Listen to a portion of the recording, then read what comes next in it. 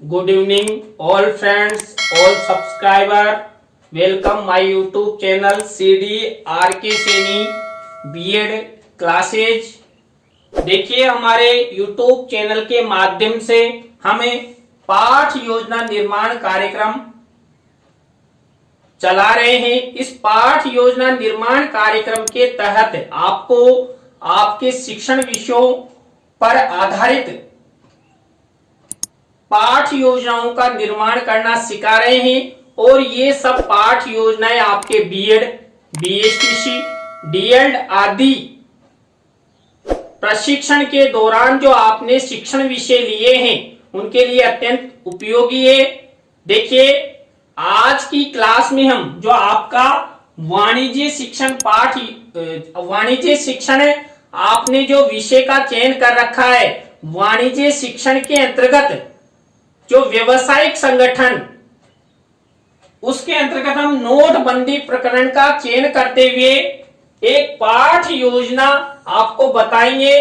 तो देखिए यदि आप हमारे YouTube चैनल पर पहली बार आए हैं तो हमारे YouTube चैनल को सब्सक्राइब करें और पास ही बने बेल आइकन के बटन को दबा देवे, जिससे हमारे द्वारा हमारे YouTube चैनल पर जब भी वीडियो अपलोड किए जाते हैं तो उनके नोटिफिकेशन आपको मिल सके और आप पाठ योजना निर्माण करना सीख सके, अध्ययन कर सके। तो आप सब बने रहें हमारे साथ हमारे YouTube चैनल पर। देखिए जब हम पाठ योजना का निर्माण करते हैं तो सबसे पहले श्यामपट्ट पूर्ति करते हैं और उस श्यामपट्ट पूर्ति के तहत हम वही विद्यालय का नाम, कक्षा, दिनांक, विषय, कालांश, समय और प्रकरण। देखिए हमेशा प्रकरण को 20 सेंटर में लिखा जाता है, अंडरलाइन किया जाता है, इन्वर्टेड कोमाज में बंद किया जाता है। आप पूरी पाठ योजना निर्माण के समय आप जितने भी स्थान पर चाहे 10 बार या 20 बार प्रकरण का नाम लिखते हैं तो हमेशा अंडरलाइन और इन्वर्टेड कोमाज में आपको प्रकरण को लिखना है। श्यामपट्ट पूर्ति के बाद आप सबको पता है कि हम उद्देश्य निर्धारित करते हैं, उन उद्देश्यों के आधार पर विशिष्टीकरण बनाते हैं और विशिष्टीकरण के साथ साथ उद्देश्य और प्रकरण को ध्यान में रखते हुए अपेक्षित व्यवहारगत परिवर्तन बनाते हैं। यहां पर हमारा पहला उद्देश्य ज्ञान, दूसरा अवबोध। इस तरह हम पूरी पाठ योजना में 6 उद्देश्य बनाते हैं। तो ये ज्ञान और अवबोध से संबंधित विशिष्टीकरण, अपेक्षित व्यवहारगत परिवर्तन है। आपको इसी तरह पाठ योजना जब आप निर्मित करते हैं तो आपको आपके जो उद्देश्य हैं और आपका जो प्रकरण है उसको ध्यान में रखते हुए अपेक्षित व्यवहारगत परिवर्तन बनाना है। यदि आप विशेष रूप से आपके उद्देश्य और प्रकरण को ध्यान में रखेंगे तो यहाँ पर अपेक्षित व्यवहारगत परिवर्तन में आप अच्छा सेंटेंस बना सकते हैं, आपके टॉपिक से रिलेटेड आप परिवर्तन कर सकते हैं। ऐसे नहीं जो पहले हमने पूर्व पाठ योजना में लिख दी वही डायरेक्ट मेंशन कर दिया, नहीं, हर बार परिवर्तन होता है। इनमें किसके आधार पर है? आपके प्रकरण के आधार पर। प्रकरण का क्या अर्थ है, प्रकरण के बारे में हम क्या क्या अध्ययन करेंगे, तो उन सबका हम मेंशन करते हुए हर बार जो अपेक्षित व्यवहारगत परिवर्तन है वो चेंज करते हैं। ये 2 उद्देश्यों के बाद हमारा 3rd और 4th नंबर का ज्ञानोपयोगी और कौशलात्मक उद्देश्य है। अब इसी के आधार पर यहाँ पर देखिए ये विशिष्टीकरण बनाया है। विशिष्टीकरण के बाद अपेक्षित व्यवहारगत परिवर्तन बनाया गया है। तो ये 3rd और 4th नंबर का आपको विशेष ध्यान रखते हुए ज्ञानोपयोगी और कौशल आधारित उद्देश्य का निर्माण आपको करना है, विशिष्टीकरण बनाना है और अच्छे से अपेक्षित गत व्यवहार परिवर्तन बनाना है। अपेक्षित व्यवहारगत परिवर्तन बनाने, तो मैंने आपको कई बार बता दिया है कि हम आपका उद्देश्य और प्रकरण को ध्यान में रखते हैं, और इनमें भी मुख्य होता है हमारा प्रकरण। देखिए यहां पर प्रकरण से संबंधित विषय वस्तु रिलेटेड यहां पर मेंशन की गई है। इसके बाद हमारा पांचवा और छठा उद्देश्य देखिए, अभिरुचि और अभिवृत्ति। अभिरुचि और अभिवृत्ति से संबंधित विशिष्टीकरण बनाया गया है, और उसके बाद हम अपेक्षित व्यवहारगत परिवर्तन बनाते हैं। वही अपेक्षित व्यवहारगत परिवर्तन हम आपके उद्देश्य और टॉपिक को ध्यान में रखते हुए बनाते हैं। देखिए इससे पहले हमने कॉमर्स की एक पाठ योजना का अध्ययन कर लिया है, वो हमारे YouTube चैनल पर मौजूद है, आप वहां जाकर उसे देख सकते हैं। ये 6 उद्देश्य हमारे निर्धारित हुए, तो आपको भी इसी तरह 6 उद्देश्य बनाना है।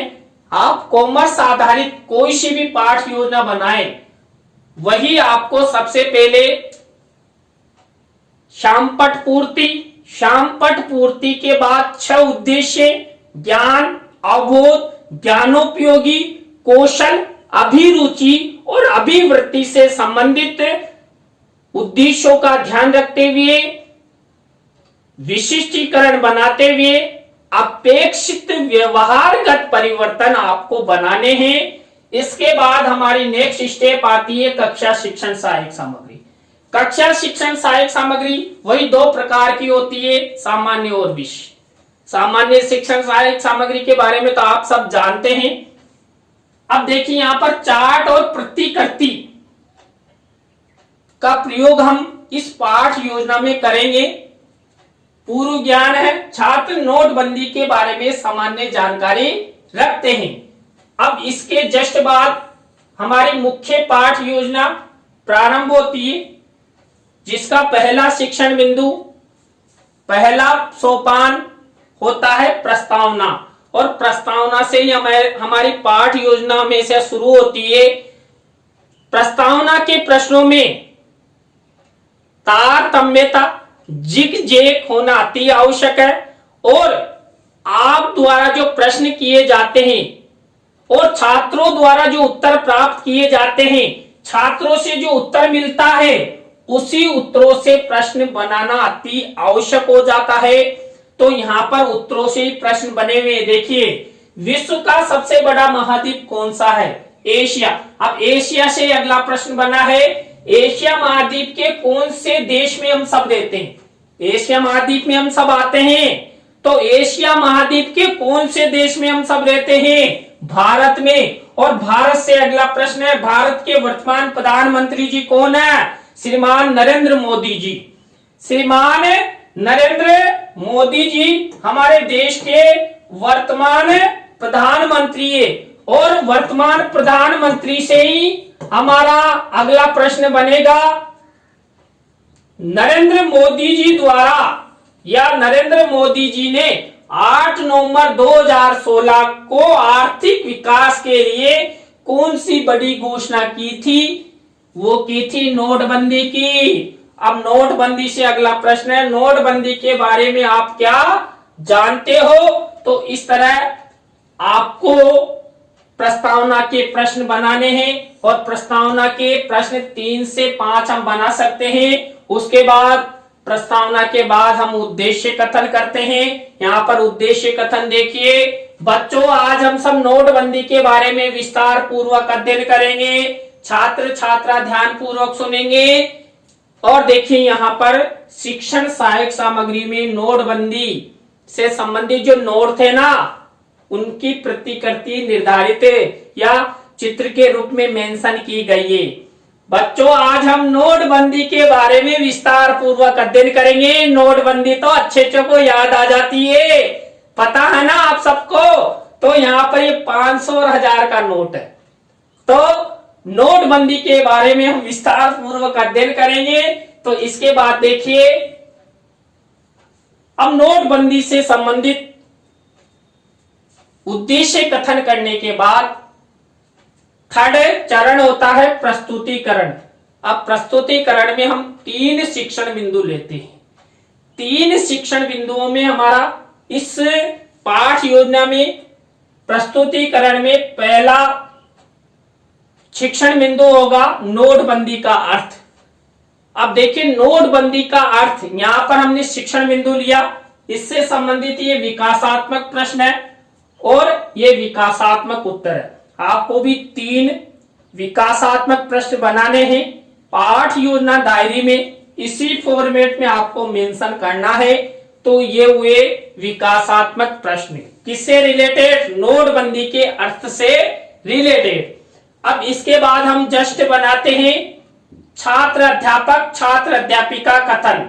देखिए छात्र अध्यापक छात्र अध्यापिका कथन में नोटबंदी के अर्थ के बारे में बताया गया है। नोटबंदी या विमुद्रीकरण का अर्थ, उसके बारे में पूरा मेंशन किया गया है। आपको भी इसी तरह क्या करना है? छात्र अध्यापक छात्र अध्यापिका कथन करना है। और छात्र अध्यापक छात्र अध्यापिका कथन करने के साथ ही क्या करना है? जो इसमें मुख्य शब्द है, मुख्य सेंटेंस है, वो श्याम पट्टे पर ब्लैक शीट के रूप में मिनीचर में, देखिए यहां पर मैंने भी वही लगाया है। 8 नवंबर 2016 को रात 8 बजे से पूरे भारत में नोटबंदी का कानून लागू हुआ, जिसके अंतर्गत 500 और 1000 के नोटों को बंद करने का फैसला किया गया। और देखिए नरेंद्र मोदी जी नोटबंदी की घोषणा करते हुए यहाँ पर चित्र मेंशन किया गया है। नोटबंदी में वही 500 और 1000 के नोटों का प्रचलन भारतीय मुद्रा के रूप में था, उनको बंद किया गया।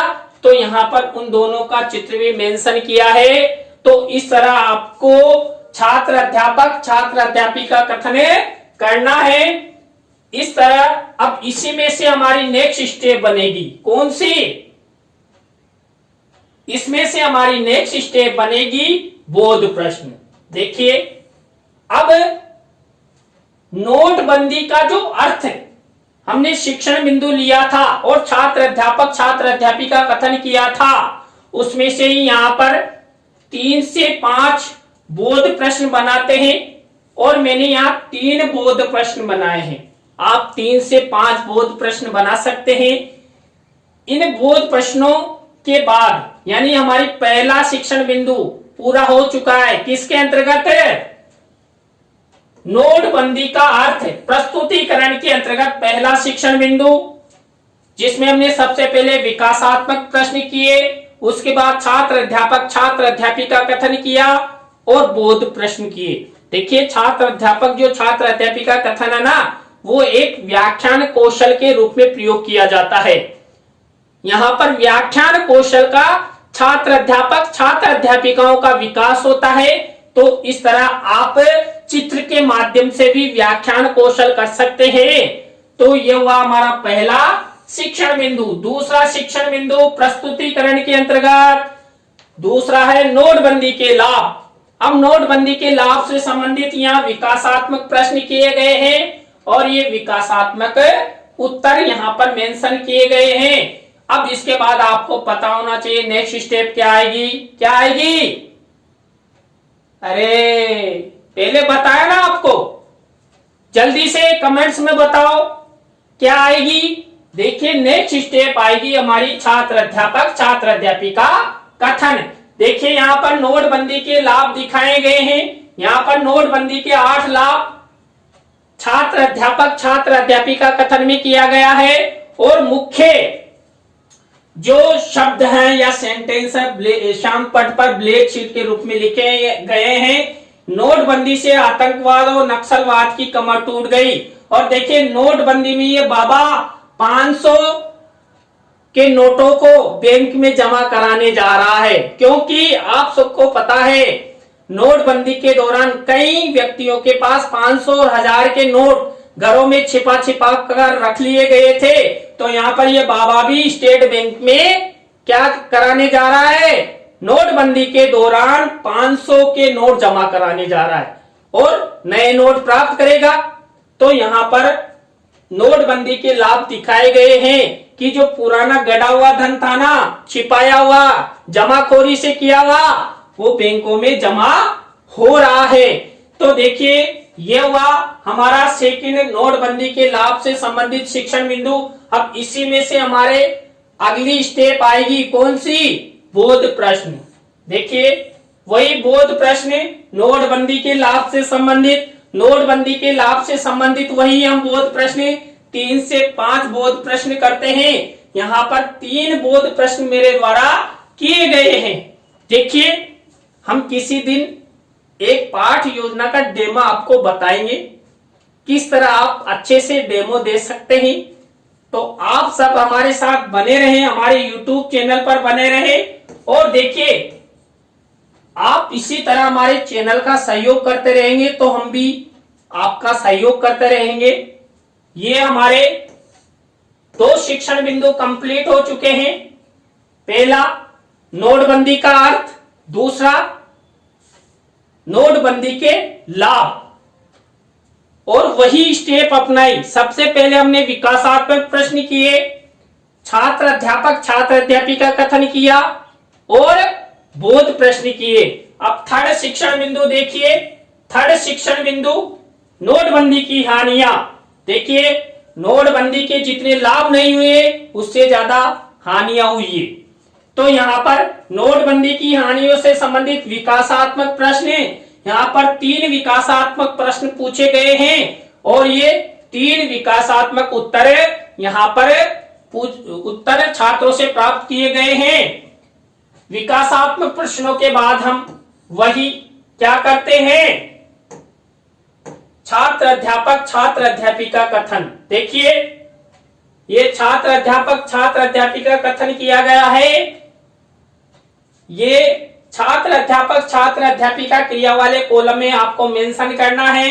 छात्र छात्रा क्रिया में छात्र ध्यान पूर्वक सुनते हैं और श्याम पट कार्य के अंतर्गत ब्लैक शीट पर मुख्य शब्द और मुख्य बिंदुओं को यहाँ पर मेंशन किया गया है। और देखिए शिक्षण सहायक सामग्री वाले कॉलम में मैंने क्या किया है, नोटबंदी के चित्र लगाए हैं कि नोटबंदी से क्या नुकसान है। देखिए लोग काम छोड़कर नोटों को जमा कराने और निकालने हेतु लाइन में लगे हुए हैं और लाइनें देखिए हजारों की तादाद में व्यक्ति बैंकों के सामने लाइनें बनाकर खड़े हुए हैं। और देखिए नोटबंदी बंद हुई, यानी नोटबंदी के दौरान 500 और 1000 के नोट बंद हुए तो 2000 का नोट प्रचलन में आया।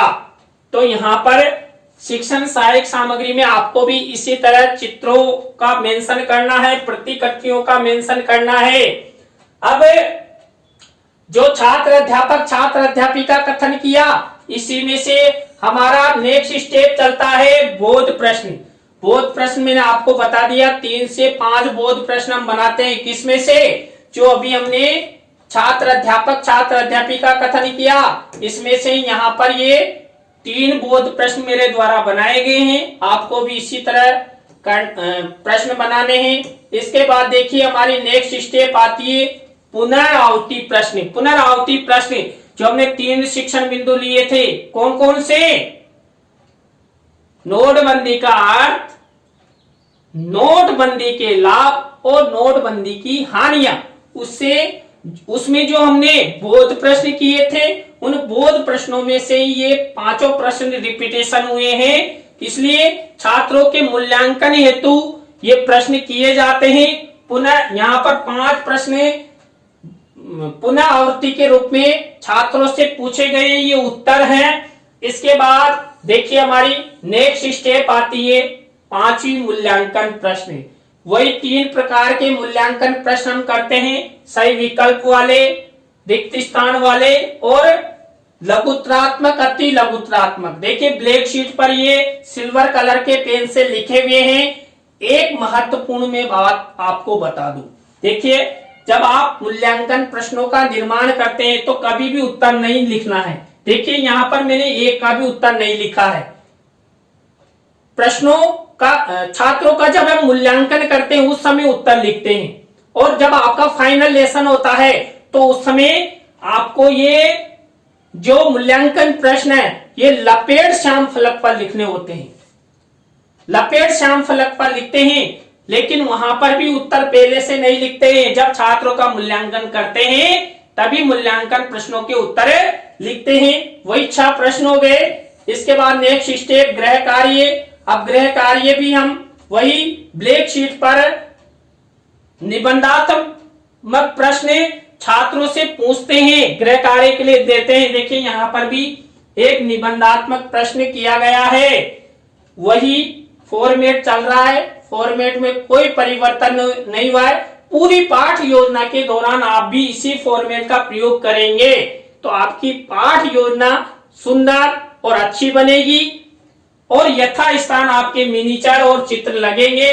तो देखिए आज की क्लास में हमने वाणिज्य शिक्षण के अंतर्गत दूसरी पाठ योजना नोटबंदी का अध्ययन किया। तो आपको आज की पाठ योजना का वीडियो कैसा लगा कमेंट्स में जरूर बताएं। नई पाठ योजना के साथ हम आपसे फिर मिलेंगे CDR के सैनिक BEd क्लासेज यूट्यूब चैनल पर। तो आप सबको बहुत बहुत धन्यवाद। राम राम सा, बाय।